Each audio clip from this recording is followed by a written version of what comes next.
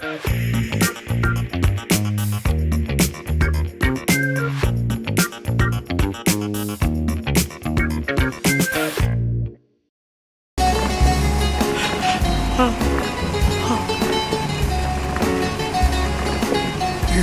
better get married soon.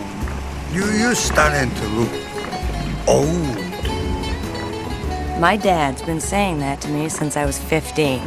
Because nice Greek girls are supposed to do 3 things in life. Marry Greek boys, make Greek babies, and feed everyone until the day we die.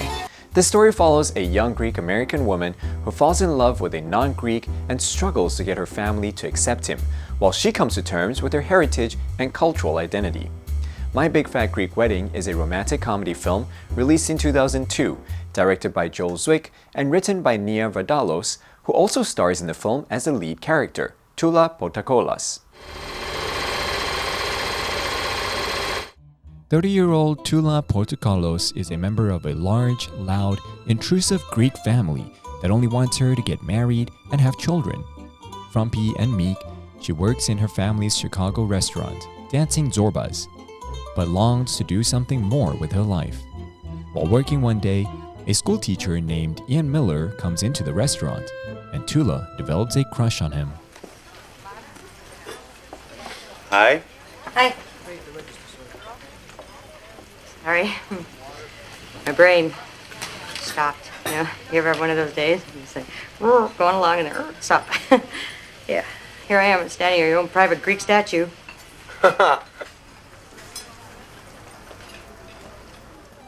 That evening, she tells her parents that she wants to go to college to learn about computers, but her father, Gus, becomes emotional, claiming Tula wants to leave him. Her mother, Maria, comforts her and convinces him to agree to Tula's idea. As the weeks pass, Tula gains more confidence and changes her image, switching her thick frame glasses for contact lenses, styling her hair, and wearing makeup and brighter clothes that show off her figure. She sees a notice for a course on computers and tourism and tells her Aunt Vula, who owns a travel agency, that she could apply what she learns in the course to Vula's business. She agrees, and she and Maria slyly convinces Gus to agree by making him think he came up with the idea himself. I have your answer. Tula will go to the travel agency and you send Nikki here to work for us. Oh, I can't believe that. Wonderful. Wonderful. See, a man. Yes. You're so smart. Gus. Gus. Tula begins working at the travel agency. One day, her happiness while at work catches Ian's attention. The next day, he stops by and asks her to dinner. On their date, Tula confesses to Ian that her family owns dancing Zorbas, and he suddenly recognizes her. Contrary to Tula's fear that he would lose interest in her, Ian reaffirms his fondness for her. On their second date, Tula tries to explain her Greek family. I'm Greek, right? Right. So what happens is, my dad and my uncles, they fight over who gets to eat the lamb brain. And then my Aunt Vula forks the eyeball and chases me around with it, trying to get me to eat it because it's going to make me smart. So you have 2 cousins. I have 27 first cousins. Just 27 first cousins alone. And my whole family is big and loud, and everybody's in each other's lives and business all the time. Like, you never just have a minute alone just to think, because we're always together, just eating. The only other people we know are Greeks, because Greeks marry Greeks, to breed more Greeks, to be loud, breeding Greek eaters. Ian reaffirms her once again and tells her she is beautiful. They kiss. They continue dating and over time fall in love. Knowing her family would not approve of her dating a non-Greek, Tula lies that she's taking a pottery class to see Ian. However, Tula's lie is exposed when a family friend sees them kissing in a parking lot and her cousin tells her all about it. Let me put it this way. You're busted. Sneak around all over Chicago, but you never come here to ask me, can you date my daughter? Well, I'm sorry, I asked you if I can date your daughter. Sir, she's 30 years old. I am the head of this house. Okay, may I please date your daughter? No! Gus forbids them from continuing to see each other because Ian is not Greek, but they continue dating anyway.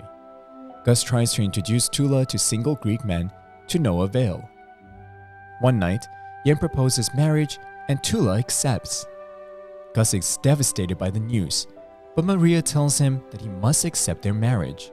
But he remains upset because Ian is not a member of the Greek Orthodox Church. Overhearing this, Tula is saddened. The next day, she goes to school, and Ian comforts her. Why? Why do you love me? Because I came alive when I met you. But my family. You're a part of your family. And I'll do anything. Whatever it takes to get them to accept me. Because you're my life now. You're my whole life now. We're not going to skulk off and get married as if we're ashamed of ourselves. Okay?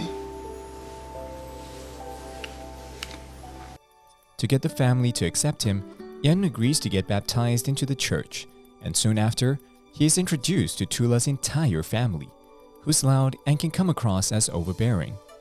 Tula later meets Ian's parents, who are the total opposite. The Portocalos family does finally accept Ian, but constantly insert themselves into the wedding planning, designing ugly bridesmaid dresses and misspelling Ian's mother's name on their wedding invitations. His quiet, conservative parents meet the entire family during a loud and extravagant Greek family dinner where they dance and drink for hours and are overwhelmed by the experience, frustrating Gus. There's no work, Maria. They different people. So dry. That family is like a piece of toast. No honeys, no jam, just dry.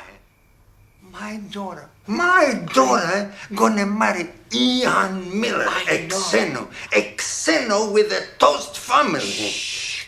I never think this can happen to us. Tula worries about whether her father can accept Ian, but her mother comforts her and tells her that he'll come around. On the day of the wedding, all the ladies got together to get Tula ready. In a chaotic fashion, they get the job done. They have the ceremony, and Ian and Tula are officially married. At the wedding reception, Gus gives his speech. He starts off explaining that Millers come from the Greek word milo, which means apple, and he continues to explain. As many of you know, our name Portocalos has come from the Greek word portokali, which means orange.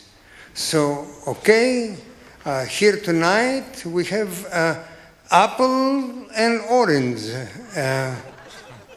We all different, but in the end, we all fruit. After the heartfelt speech, him and Maria then surprise Tula and Ian with a house as a wedding gift. They share an embrace and welcome Ian into the family, and the two families dance together in a joyous celebration. My family is big and loud, but they're my family. We fight and we laugh, and yes, we roast lamb on a spit in the front yard. And wherever I go, whatever I do, they will always be there. Tula and Ian move into their new home that her parents bought them. Tula gets pregnant right away, and 6 years later, they take their daughter to Greek school, walking past their parents' house, which is right next door. My Big Fat Greek Wedding is a charming and warm-hearted film that celebrates the humor and love found in cultural diversity. It explored themes of family, acceptance, and the journey of breaking free from tradition while embracing the importance of love and connection. The film's success led to a sequel and a stage adaptation, solidifying its place as a beloved romantic comedy. 接下来我们来揭晓今天的学习内容。You're busted is an exclamation used to indicate that someone has been caught in the act of doing something wrong or illegal. It typically refers to being caught in a lie, a deceitful act, or any behavior that violates rules or expectations. For example, when the teacher walked into the classroom and saw them passing notes, she shouted, "You're busted." Skulk off is an expression that means to leave or depart in a secretive, sneaky, or furtive manner, typically to avoid attention or avoid being noticed. The word skulk itself conveys a sense of stealthiness, often with an undertone of deceit or guilt. For example, after realizing he was wrong, he skulked off without saying another word. That's it for this episode of Cinephile. You can find more on the Funday website. Let's make every day a fun day. So Tula. Ian Miller. Tulip, Porky Pocket? Portocalis. Okay, Tula. All right then.